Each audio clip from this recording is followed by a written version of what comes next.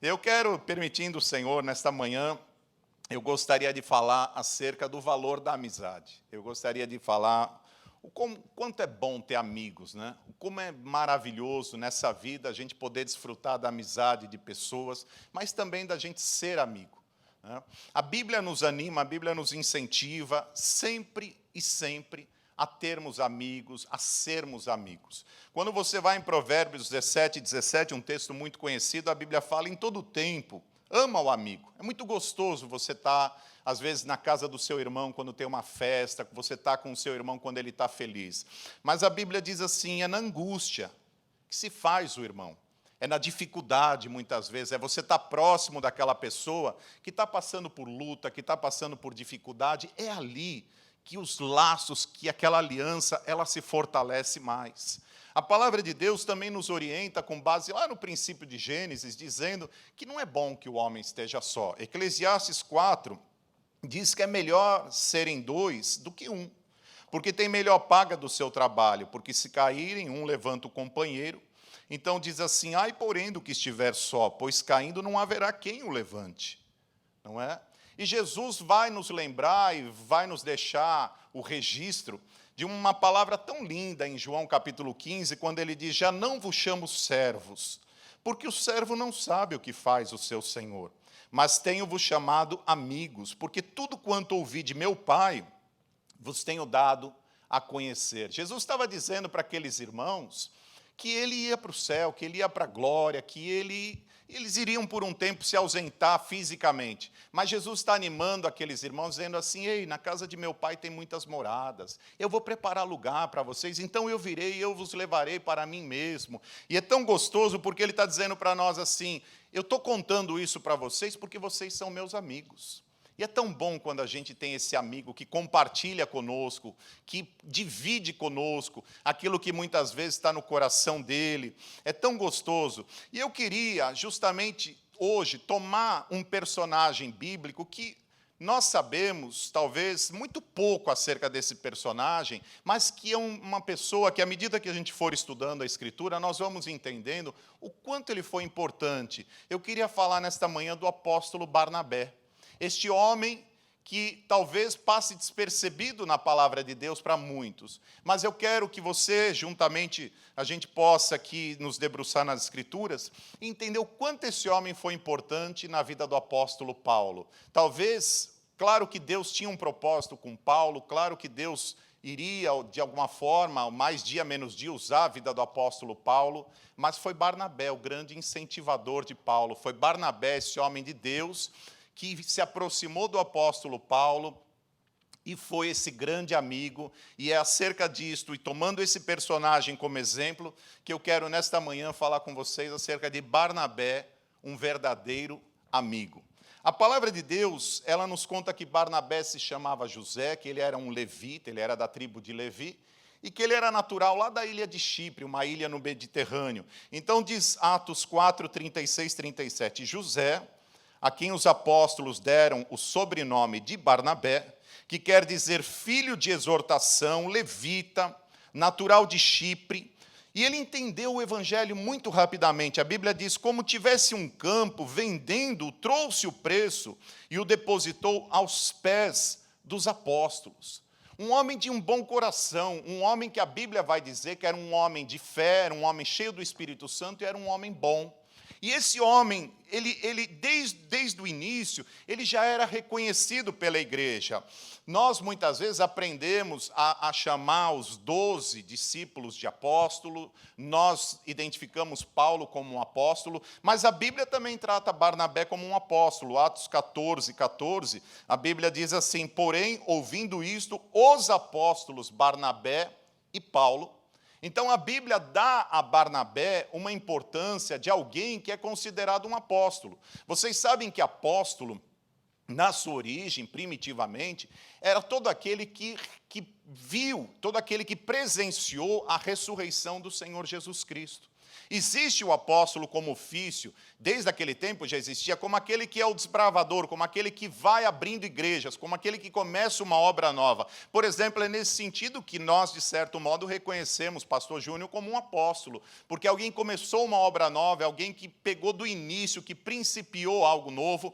Então, nós o reconhecemos nesse sentido, no sentido do ofício, mas apóstolo como tal eram aqueles que haviam, de alguma forma, testificado, testemunhado a ressurreição do Senhor Jesus Cristo. Você veja, por exemplo, o apóstolo Paulo, quando escreve a Coríntios, na primeira carta, no capítulo 15, ele diz que Jesus apareceu primeiro a Cefas, depois aos 12, depois ele diz, apareceu a quase 500 irmãos, dos quais muitos ainda vivem, alguns outros já morreram, e ele diz assim, depois apareceu a Tiago, e finalmente apareceu a mim, que ele diz assim como um abortivo, porque eu sou o menor dos apóstolos. Ele se diz, eu fui perseguidor da igreja. Então você nota que o apóstolo estava muito relacionado com a ressurreição do Senhor Jesus Cristo. Mas é interessante, porque quando nós estudamos a Bíblia é um livro que fala muito de pouca gente e fala pouco de muita gente. E Barnabé talvez seja essas pessoas que a Bíblia fale muito pouco, mas quando nós o associamos com Paulo, nós podemos perceber a importância de Barnabé, porque a Bíblia fala muito de Paulo. Então, quando nós nos voltamos para Paulo e estudamos o seu processo de conversão e a sua aceitação pela igreja, aí nós vamos perceber a importância desse apóstolo chamado Barnabé. Eu queria te convidar, então, para nós nos debruçarmos sobre Atos 9, que nos conta acerca da conversão do apóstolo Paulo. Imagina que aqui Paulo está, de alguma forma, imagino eu, narrando para Lucas, muitos anos depois, ele está contando para Lucas e dizendo, Lucas, deixa eu te contar aqui, meu filho, aconteceu assim, assim, assim. Quando eu não era convertido, eles me chamavam de Saulo, que era o meu Shaul, né? O meu nome hebraico, e eles me chamavam dessa maneira, e eu vou lhe contar como as coisas aconteceram. Então ele começa em Atos 9, 1, 2, dizendo assim, Saulo, respirando ainda ameaças e morte contra os discípulos do Senhor, dirigiu-se ao sumo sacerdote e lhe pediu cartas para as sinagogas de Damasco. Em Damasco, os cristãos estavam crescendo muito. As sinagogas judaicas estavam se convertendo ao cristianismo. E Paulo pede cartas naqueles dias ao sumo sacerdote para ir ao encontro desses irmãos, para prender esses irmãos. Veja, a fim de que caso achasse alguns que eram do caminho, assim ele chama o evangelho, assim homens como mulheres, não importava se fosse homem, se fosse mulher, se fosse criança, não importava, ele diz, os levasse presos para Jerusalém. O que Paulo não podia imaginar é que exatamente no caminho de Damasco ele ia se converter. O próprio Senhor Jesus Cristo, ressuscitado, apareceria para Paulo e diria para ele, Paulo, Paulo, por que me persegues? E imediatamente ele entendeu que era o Senhor, e ali o Senhor o chamou. A palavra de Deus ali fala da conversão de Paulo como um ato tão genuíno, um ato tão marcante, tão impactante. E tão logo Paulo se converte, diz o verso 20, que ele pregava nas sinagogas a Jesus, afirmando que este é o Filho de Deus. Ora, é natural que naquele tempo houvesse resistência, porque afinal de contas nós estamos dizendo de alguém que era um perseguidor da igreja. Então diz o verso 21, ora, todos os que o ouviam estavam atônitos e diziam, não é este o que exterminava em Jerusalém os que invocavam o nome de Jesus, e para que veio precisamente com o fim de os levar amarrados aos principais dos sacerdotes? Essa era a ideia. Entretanto, esse Paulo, que até então afirmava que Jesus era o Cristo, por alguma razão, quando chega no verso 22, logo em seguida, o relato diz assim, Saulo, porém, mais e mais se fortalecia e confundia os judeus que moravam em Damasco. Agora note, não mais afirmando que Jesus é o Cristo, mas dizendo que, demonstrando, perdão que eu tirei aqui, só um instantinho, mas demonstrando que Jesus Cristo é o Cristo, que Jesus Cristo é o Senhor. E a Bíblia não nos relata, pelo menos o relato de Atos, não diz como é que Paulo sai da condição de quem afirma para a condição de quem demonstra. Porque, em geral, quando você se baseia na experiência do seu irmão, quando você se baseia em algo que te contaram, é muito provável que você também afirme. É muito provável que você seja uma dessas pessoas que, de alguma forma, saia afirmando. Mas quando o Senhor te marca, quando você tem uma experiência pessoal com Deus, quando ocorre uma transformação de dentro para fora, quando é algo genuíno, quando é algo verdadeiro que toca o seu coração, neste momento, você é capaz de demonstrar ao mundo que Jesus Cristo é o Senhor. As pessoas vão olhar para a nossa vida e vão dizer como você mudou, como você hoje é uma outra pessoa, como você é diferente. E elas vão notar isso, não porque nós estamos afirmando, mas por olhar e ver as nossas atitudes, por olhar e ver que agora, através da nossa vida, nós somos capazes de demonstrar quem é verdadeiramente o Senhor Jesus Cristo. E Paulo era este homem. A Bíblia não mostra em Atos a sua transformação, mas quando ele escreve a sua carta aos Gálatas, ele traz uma informação muito interessante. Ele diz: quando, porém, ao que me separou antes de eu nascer e me chamou pela sua graça, aprove revelar seu Filho em mim, para que eu o pregasse entre os gentios, sem detença, não consultei carne e sangue, nem subi a Jerusalém para os que já eram apóstolos antes de mim, mas parti para as regiões da Arábia, e voltei outra vez para Damasco. Decorridos 3 anos, então subi a Jerusalém. Observe, 3 anos Deus ficou tratando com este homem, 3 anos em que Deus o leva para as regiões da Arábia, os historiadores dizem que era o Monte Sinai. 3 anos Deus ali trata com a vida deste homem, até fazer com que aquele que afirmava Jesus Cristo agora pudesse demonstrar verdadeiramente quem era o Senhor Jesus Cristo. É como se nós aplicássemos a visão e disséssemos assim: nós sabemos que o nosso grande chamado é fazer discípulos. Essa é a nossa missão, fazer discípulos. E nesse processo, nesse trabalho de fazer discípulos, didaticamente, nós ensinamos que há uma estação em que nós precisamos conquistar o coração da pessoa, nós precisamos depois trabalhar para consolidá-la, ou seja, esvaziá-la de toda aquela carga que ela traz do mundo, toda aquela religiosidade que ela traz do mundo, para só depois poder edificá-la. E então, depois que ela é edificada, ela pode ser enviada, sempre acompanhada. É assim que nós ensinamos aquilo que nós chamamos de ciclo completo do discipulado. E se você olhasse para Paulo, você diria: Paulo foi conquistado e por isso ele afirmava que Jesus é o Senhor. Mas à medida que Deus o leva para o deserto, ele vai sendo consolidado e ele vai sendo edificado e ele vai substituindo o judaísmo pelo cristianismo e agora ele volta demonstrando que Jesus Cristo é o Senhor. Observe que ainda em Gálatas ele não diz assim: aprove a Deus revelar seu Filho para mim, mas ele diz assim: aprove a Deus revelar seu Filho em mim, dentro de mim. Ou seja, Paulo agora é este homem marcado. Mas quando ele volta para Damasco, a Bíblia fala que ele sofre uma grande perseguição dos seus próprios irmãos, dos judeus. A Bíblia diz assim: decorridos muitos dias, os judeus deliberaram entre si tirar-lhe a vida. Porém, o plano deles chegou ao conhecimento de Saulo. Dia e noite guardavam também as portas para o matarem, porque as cidades naquele tempo, vocês sabem, elas eram muradas. Vocês se recordam de Jericó, que é o exemplo clássico nos dias de Josué. As cidades eram muradas, e eles guardavam inclusive a porta da cidade, desejando matar o apóstolo Paulo. É muito interessante que a gente às vezes se refere aos muçulmanos, a gente se refere a essas guerras religiosas, mas quando você vai para a Bíblia, meus irmãos, a Bíblia é muito clara e mostra que sempre existiu guerra religiosa, e naquele tempo os judeus matavam. Eles não são diferentes, não eram diferentes. Às vezes a gente faz uma idolatria do judeu, mas eu quero mostrar a você que a Bíblia não esconde o que é um homem afetado pela queda. E esses homens perseguiam Paulo. Então os irmãos ali tiveram que usar de um certo artifício para salvar a vida de Paulo. E a Bíblia diz: mas os seus discípulos, e é interessante porque Paulo parece-me que já tinha discípulos aqui, tomaram-no de noite e, colocando num cesto, desceram-no pela muralha. Ou seja, imagina Paulo escondidinho dentro de um cesto, imagine você, né? É por isso que é importante, a gente sempre tem que estar constante. Eu vejo o Nelto que está cada vez mais fininho. Nelto já vai dar menos trabalho para os irmãos. Outros irmãos que também estão magrinhos vão dar menos trabalho, mas a gente está um pouquinho mais gordinho. Nós vamos dar mais trabalho para os irmãos, ter que nos descer num cesto por corda pela muralha. Amém? Mas veja aqui, quando Paulo sai de Damasco, os irmãos o levam a Jerusalém.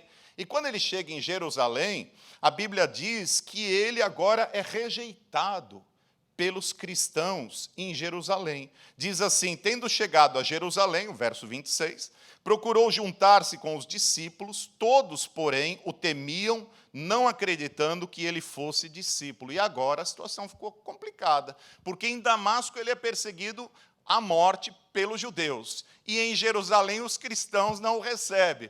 Ou seja, para onde esse homem vai? O que esse homem faz? Qual a situação que esse homem estava?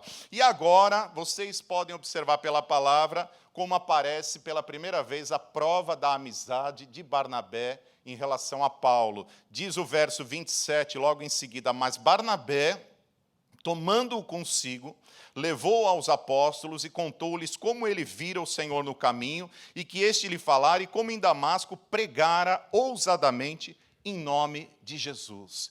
E, finalmente, porque Barnabé intervém, os apóstolos o recebem. Os apóstolos abrem as portas para que Paulo possa se achegar e, de alguma maneira, ser ouvido. E aqui a gente pode entender que está a primeira prova da amizade de Barnabé. Um homem que, olhando para Paulo, vendo que Paulo estava sendo completamente desprezado, ele chega diante dos apóstolos e ele intercede por Paulo, ele o referenda e ele diz: embora ele tenha sido um perseguidor da igreja no passado, hoje ele não é mais. Hoje ele é um homem de Deus, hoje ele é um homem transformado. E aqui nós podemos ver quão bonito é a atitude de Barnabé ao interceder em favor do apóstolo Paulo. Mas eu faço aqui um raciocínio, eu entendo que Paulo, quando sobe a Jerusalém, muito possivelmente Paulo subiu com muitas expectativas. Paulo, quando chega em Jerusalém, entendam, Paulo foi alguém que estudou em Jerusalém. Paulo sai de Tarso, da Cilícia, muito jovem, com 17, 18 anos, e vai estudar intramuros, ele vai estudar em Jerusalém, onde ficava o templo principal.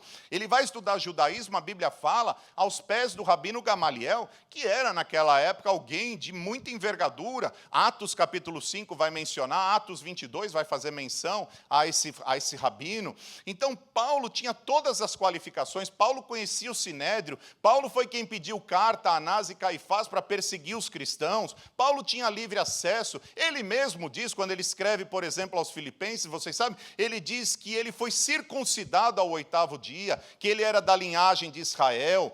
A Bíblia fala que ele era da tribo de Benjamim, filho de pai e mãe hebreus, diz a palavra. A palavra diz que, segundo a lei, ele era fariseu, segundo o zelo da lei, ele era perseguidor da igreja, e segundo a justiça da lei, ele era irrepreensível. Esse homem tinha todas as qualificações para chegar em Jerusalém, se unir aos apóstolos e se tornar um dos colunas da igreja. E ele cria para si essa expectativa. Mas quando ele chega lá, os irmãos mal o recebem. A recepção não é nada calorosa. Ele mesmo escreve aos Gálatas e ele diz assim: decorridos 3 anos, então subi a Jerusalém para avistar-me com Cefas, e permaneci com ele 15 dias. E não vi outro dos apóstolos, senão Tiago, o irmão do Senhor. Você nota aí que não foi uma recepção daquelas de me chamar para perto, de dizer: vem aqui, meu irmão, agora você é um dos nossos. Foi uma recepção simples. 15 dias ele ali ficou. Pedro recebeu mais ou menos, ele fala assim: acho que eu vi Tiago também, mas parece até um certo despeito nessas palavras, não é? E pior que isso, quando ele ali chega, os irmãos mandam ele de volta para casa. E os irmãos dizem assim, que era melhor ele esperar em Tarso da Cilícia, era melhor ele ficar ali, porque por onde Paulo passava, gerava confusão. Então, Paulo não queria, na verdade, Paulo não queria sair de Jerusalém, mas os irmãos saíram com ele muito gentilmente. Diz o verso 30, tendo, porém, isto chegado ao conhecimento dos irmãos, levaram-no até Cesareia e dali o enviaram para Tarso. Ou seja, Paulo não é que Paulo foi, levaram, né? Os irmãos pegaram muito gentilmente e compraram uma passagem de ida de camelo naqueles dias, puseram Paulo em cima daquele camelo e disse: vai e não volte, né? E Paulo foi. E é natural que isso tenha causado algum tipo de frustração nele. Ele vai escrever aos Gálatas e vai dizer: depois fui para as regiões da Síria, onde ficava Antioquia, e depois ele diz para a Cilícia, que era exatamente a sua cidade natal, Tarso da Cilícia. E ele diz assim: e não era conhecido de vista das igrejas da Judéia que estavam em Cristo. Ou seja, Paulo era alguém que naquele tempo ninguém o conhecia. Se por um tempo as pessoas o respeitavam ou se admiravam o fato de Paulo ter sido um perseguidor da igreja e agora ter se convertido, a verdade é que não se dava muita atenção para isso. Isso vai gerar algo muito impactante, que talvez muitos de nós, talvez você que esteja aqui ou aqueles que nos assistem, talvez nem tenham ideia, mas Paulo fica 10 longos anos esquecido em Tarso da Cilícia. Você já ficou esquecido? Já houve um tempo na sua vida em que você se sentiu completamente esquecido, pior, esquecido por Deus? Paulo foi esse homem. 10 anos ele permanece completamente esquecido na sua terra natal, depois que os irmãos o levam de volta de Jerusalém. Se você olhar para a Bíblia, você vai ver que muitos homens de Deus passaram por situações semelhantes. Você vai notar, e particularmente a mim, eu tenho entendimento, de que o tempo sempre foi uma grande escola de Deus na nossa vida. Como nós gostaríamos que Deus fizesse as coisas de forma mais acelerada, muitas vezes. Como é que quantas situações da sua vida que você gostaria que Deus tivesse feito assim, da noite para o dia. E demorou, e custou, e exigiu tempo, e exigiu paciência, e teve dia que você chorou, e teve dia que você tinha vontade de sumir. E teve tempo que você tinha vontade de esconder a cara e não falar com ninguém. Porque o trabalhar de Deus, o tempo, a escola. Quando você olha para a vida de Moisés, você vê Moisés 40 anos sendo treinado na ciência dos egípcios. Atos 7, o relato de Estevão nos conta isso. Moisés era preparado na ciência dos egípcios. Depois Deus leva Moisés e passa com Moisés mais 40 anos no deserto, cuidando das ovelhas do seu sogro, de Jetro, lá em Midian.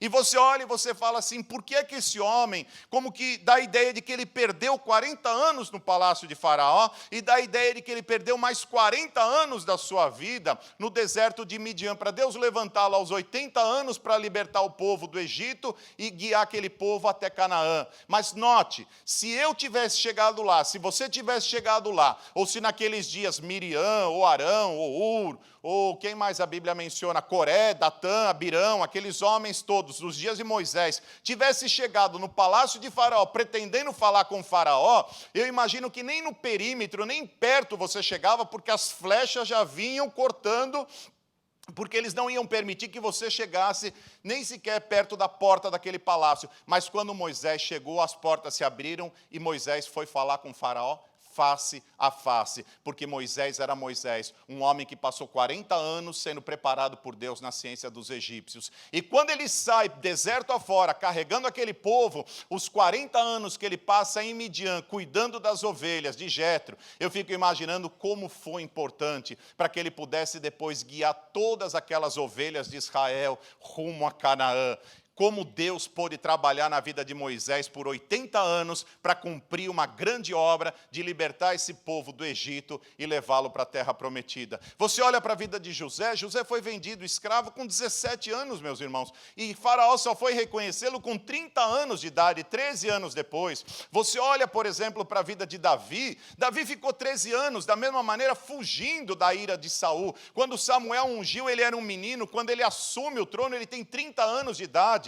Então você olha para a vida desses homens e você nota que o tempo sempre foi uma escola que trabalhou em favor daquele que ama a Deus. E com essas palavras eu quero te animar dizendo: se você hoje diz no seu coração está demorando, se você hoje diz no seu coração eu não estou entendendo por que Deus está fazendo isso comigo, porque tenho a impressão às vezes que Deus não está me ouvindo, às vezes eu oro e parece que Deus não responde, eu quero dizer a você: Deus está trabalhando na sua vida, Deus está moldando o seu coração. preparação. Deus está te preparando para que um dia Ele possa te colocar sobre um propósito maior. E para isto, você vai precisar dessa preparação. Paulo ficou 10 anos esquecido em Tarso da Cilícia. Mas aí vem a segunda prova da amizade de Barnabé. Note, a palavra de Deus diz que naquele tempo a igreja crescia, a igreja se desenvolvia, a igreja funcionava ali a plenos pulmões.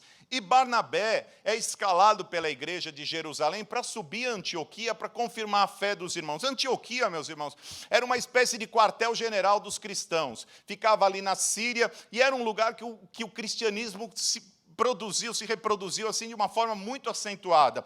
Então a Bíblia diz assim, em Atos 11, 22, 24, a notícia a respeito deles chegou aos ouvidos da igreja que estava em Jerusalém, e enviaram Barnabé até Antioquia. Tendo ele chegado e vendo a graça de Deus, alegrou-se e exortava a todos a que com firmeza de coração permanecessem no Senhor, porque era homem bom, olha a Bíblia dizendo aí, cheio do Espírito Santo e de fé, e muita gente se uniu ao Senhor. Note, isso está nos versos 22 e 24. Mas quando chega no verso 25 e 26, a Bíblia vai nos oferecer uma informação maravilhosa. Porque ninguém pediu a Barnabé para fazer o que ele fez. Ele foi apenas chamado pelos apóstolos para subir a Antioquia e confirmar a fé dos irmãos. Mas quando ele está em Antioquia, a Bíblia diz assim no verso 25, e partiu Barnabé para Tarso à procura de Saulo.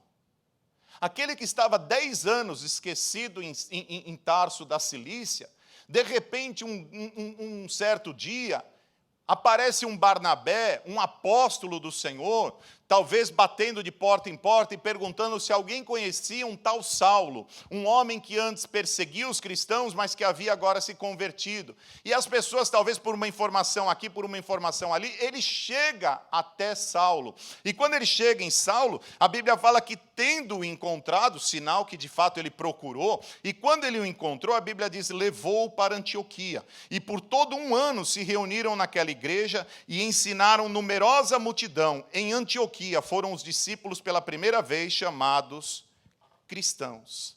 Olha que coisa linda. Então, se nós fizéssemos só para que a gente possa organizar tudo isso que está sendo dito, a gente tem que entender que, em certo momento, Paulo se converte lá no caminho de Damasco. Deus o pega e o leva para o deserto da Arábia. Ele fica 3 anos no deserto da Arábia. Quando ele volta, ele vem para Damasco. Em Damasco, vocês sabem que ele foi perseguido. Os irmãos o levam a Jerusalém. Em Jerusalém, ele é rejeitado. Os apóstolos abrem uma pequena audiência para ele, o recebem por alguns dias, mandam ele de volta para Tarso da Cilícia. Ele fica 10 anos completamente esquecido em Tarso da Cilícia. Então Barnabé, o seu grande amigo, esse homem que pela segunda vez vai provar o seu carinho, o seu amor pelo apóstolo Paulo, ele o procura, ele o encontra, ele traz Paulo, inclui Paulo na igreja. Paulo agora passa a ministrar ali com ele aos irmãos de Antioquia, eles ficam 1 ano ali e aí eles sobem novamente a Jerusalém. Note quando Paulo escreve aos Gálatas, no capítulo 2, ele diz assim, 14 anos depois, subi outra vez a Jerusalém com Barnabé, levando também a Tito.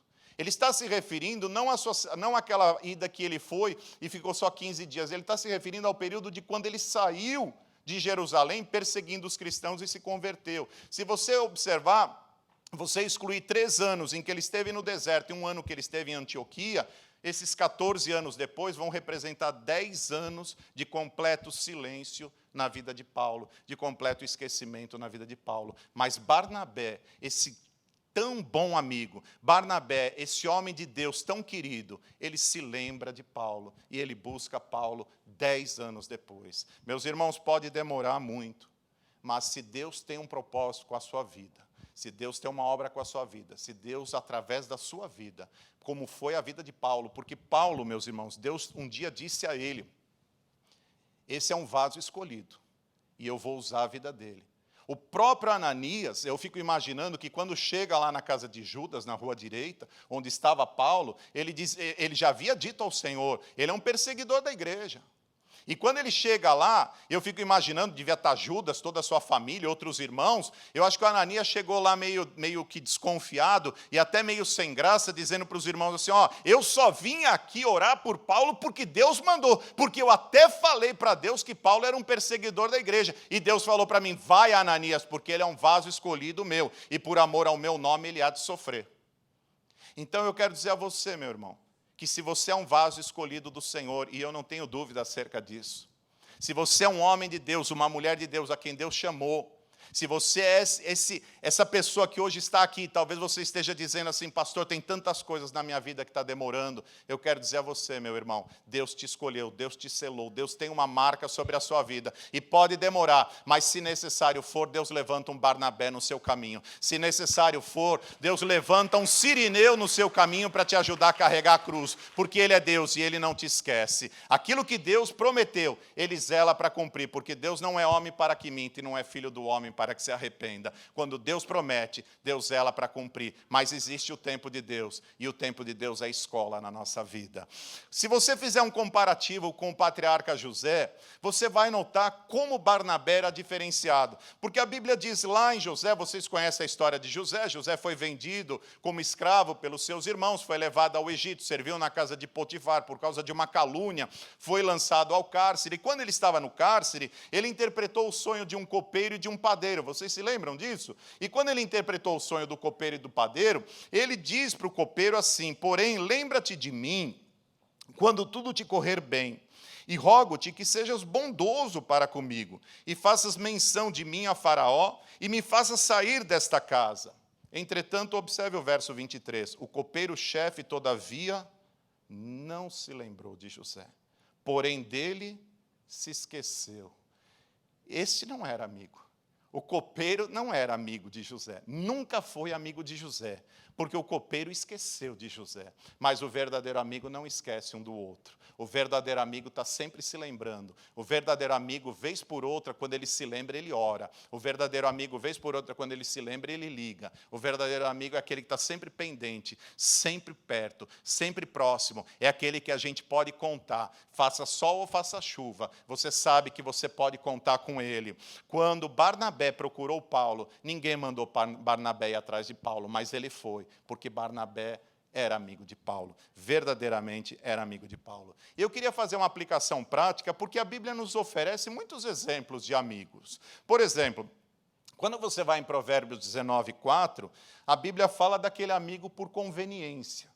Então diz o texto, as riquezas multiplicam os amigos. Olha lá, é conveniente ser amigo daquele que tem riquezas, né? Mas ao pobre, olha que judiação, o seu próprio amigo deixa. Ô, desgraça. Nada que não esteja ruim, que não pode ficar pior, né? Às vezes, por isso que as pessoas se apegam tanto aos cachorros, porque ela fala assim, pelo menos, e é interessante porque você vê aquelas pessoas muito pobres, com carrocinha, mas com 10 cachorros, e o cachorro não larga, o cachorro não sai do lado da pessoa, não é verdade? Amém? Mas tem amigos de verdade, tem amigos de verdade. A Bíblia também fala do amigo por interesse, Provérbios 19:6, a Bíblia diz assim, ao generoso, muitos o adulam, é o amigo interessado, né? E todos são amigos do que dá presentes. Esse é aquele amigo que é interesseiro.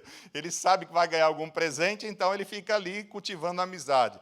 Mas eu quero mostrar o lado bom. Também existe o amigo puro. Provérbios 22:11 diz, o que ama a pureza do coração e é grácil no falar, se acredita, ele se torna até amigo do rei, porque de tão puro que ele é, até o rei quer ser amigo dele.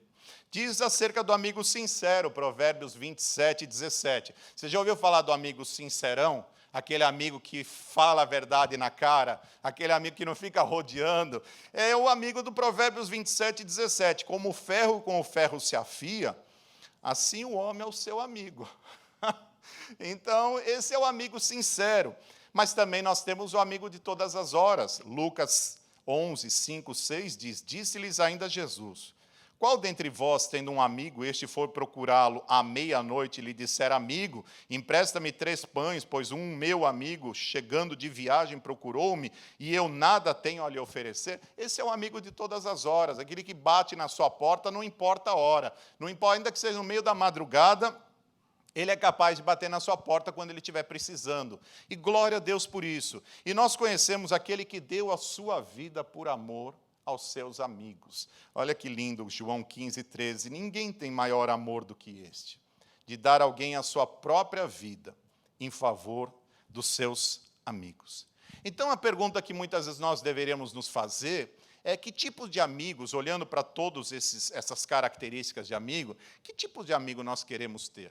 Certamente você vai dizer, eu não gostaria de ter um amigo por conveniência, eu não gostaria de ter um amigo que fosse apenas interesseiro, eu gostaria de ter um amigo que fosse leal, um amigo que fosse um amigo de todas as horas, um amigo que fosse puro, um amigo que fosse leal, um amigo como Barnabé. Eu acho que olhando para a vida de Barnabé, todos nós talvez desejamos ou desejássemos ter um amigo como Paulo teve, Barnabé. Esse homem que lutou pela vida de Paulo, que intercedeu diante dos apóstolos, que se lembrou dele depois de 10 anos que ele estava esquecido. Mas antes de você poder responder a você mesmo, eu gostaria de te lembrar um princípio que está em Mateus capítulo 7, verso 12. A Bíblia diz assim, tudo quanto, pois, quereis que os homens vos façam, assim fazei-o vós também a eles, porque esta é a lei e os profetas. Então, talvez a pergunta que nós deveríamos fazer, antes de responder qual é o tipo de amigo que nós queremos ter, nós deveríamos nos consultar e questionar o nosso coração e dizer qual é o tipo de amigo que eu preciso ser para que eu possa ter um amigo como Barnabé. Qual é o amigo que Deus, olhando para mim, olhando para você, Deus quer que nós sejamos, para que nós possamos, de fato, fazer a diferença aqui nessa terra.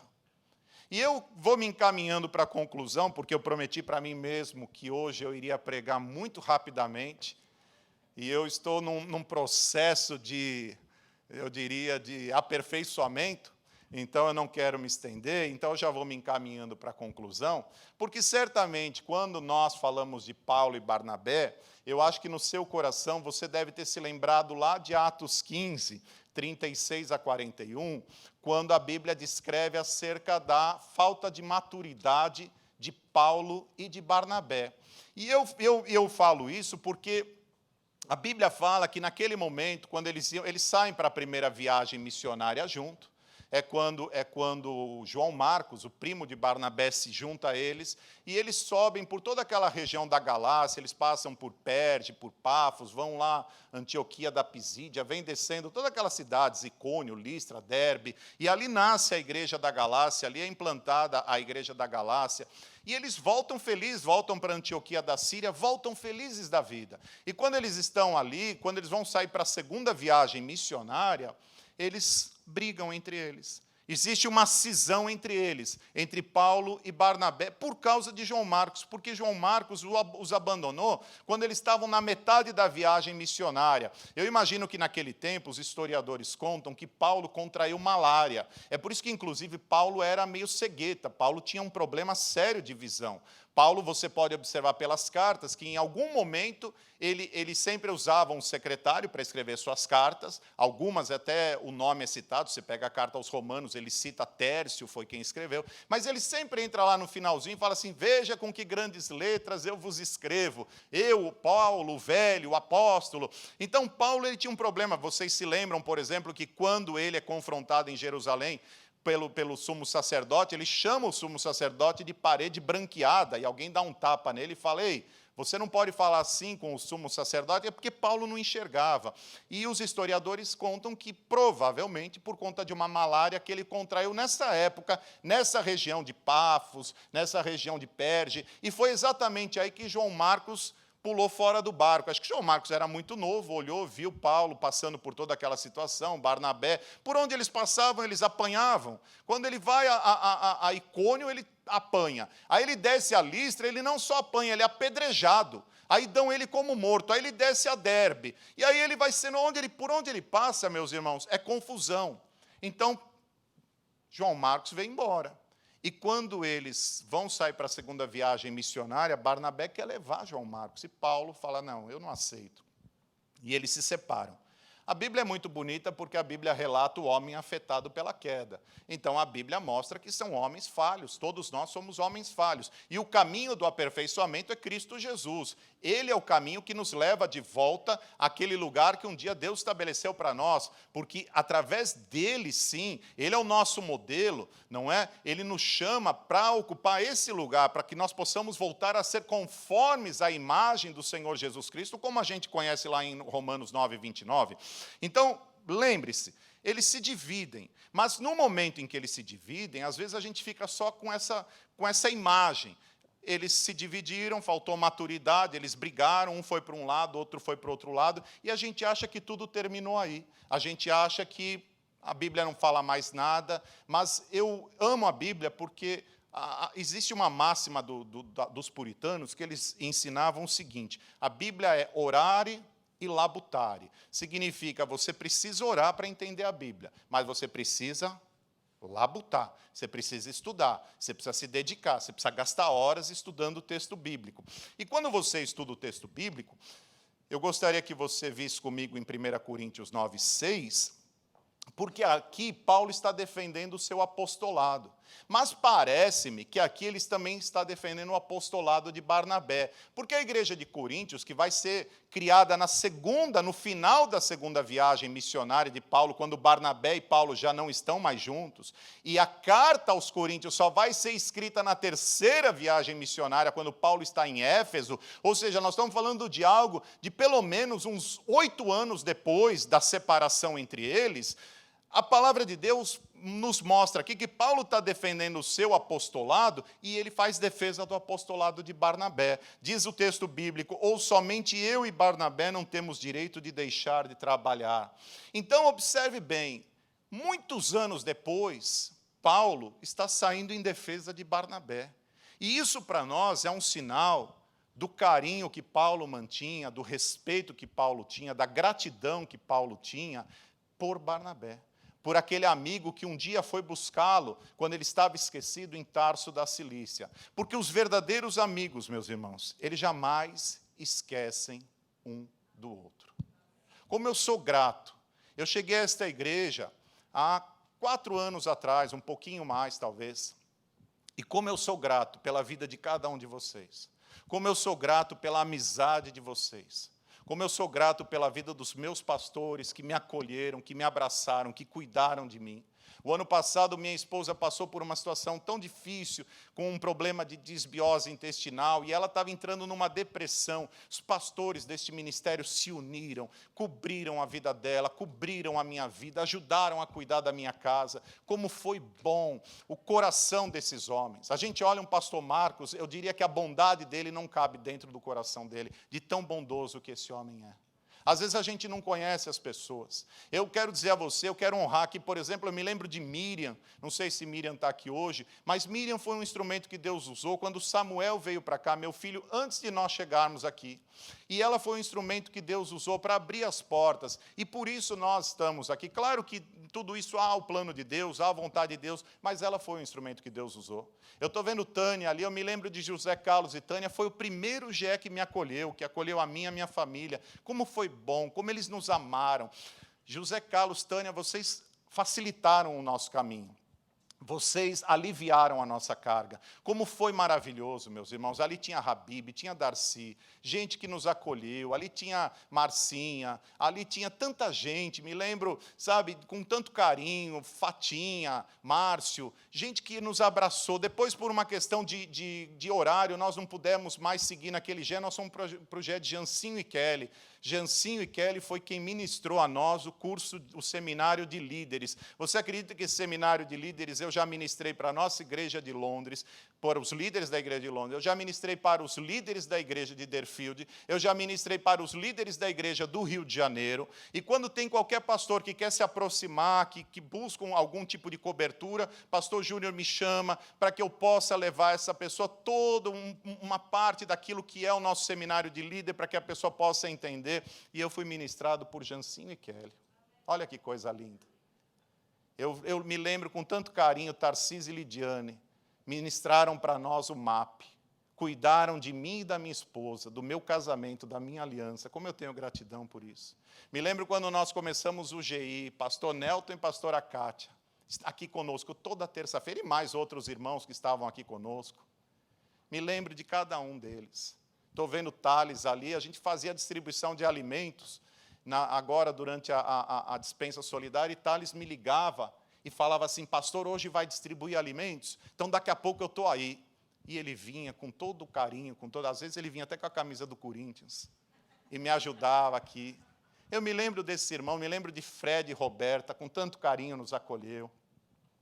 Me lembro de tanta gente aqui dessa igreja, que foi tão amoroso, que andou a segunda milha, que nos ensinou, que nos amou, que nos ajudou, que nos acolheu. O que seria da nossa vida sem esses amigos? O que seria de nós se não fosse vocês? O que seria de cada um de nós se não fosse o abraço de vocês, se não fosse uma ligação de vocês, se não fosse a oração de vocês? Isto é o verdadeiro evangelho. Que Deus nos ajude, meus irmãos, a viver esse evangelho de relacionamento pleno. Que Deus nos ajude verdadeiramente a ser esse bom amigo, para que nunca e jamais nós deixemos para trás e que nunca fique um amigo esquecido. Que o Senhor molde o nosso coração e que nos ajude a ser esses verdadeiros amigos. Em nome de Jesus. Amém? Vamos nos colocar de pé. Glória a Deus. Aleluia. Aleluia. Glória a Deus. Feche os seus olhos. Glória a Deus. Enquanto nós vamos sendo ministrados, deixe o Espírito Santo de Deus vir trazendo ao seu coração a lembrança dos seus verdadeiros amigos. Deixa Deus vir trazendo a memória do quanto você também é importante na vida de outros como amigo. Aleluia. Recebi um novo coração do Pai.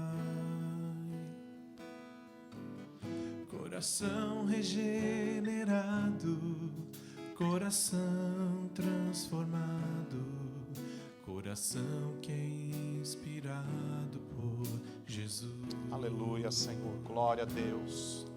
Como fruto desse novo coração,